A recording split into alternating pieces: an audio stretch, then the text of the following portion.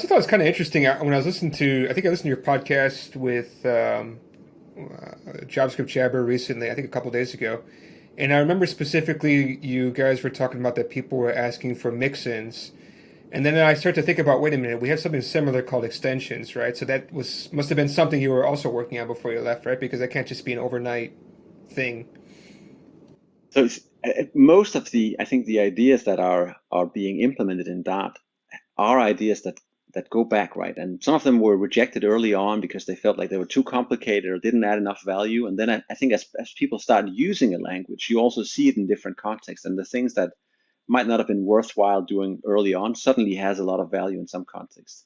There are other things that also change, you could say, the flavor of the language a little bit, turning it from being primarily a dynamically typed language with some optional typing on the side to being, I would say, a strongly typed language with some dynamic features.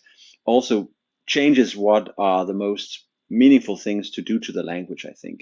So I think that space and that just like going from essentially designing a language that is supposed to be a fantastic thing for building small things that scale up to understanding that we've hit something really good, but now we're seeing people struggle with code bases that are like a million lines of code or more inside Google. Suddenly, what's valuable in the language does change a little bit. The things that are fantastic for people that are just getting started, but in the way for people that are building millions of lines of code, may not be the right things to focus on anymore, right? So the balance shifts, and I think any living language sort of needs to be able to change with that a bit.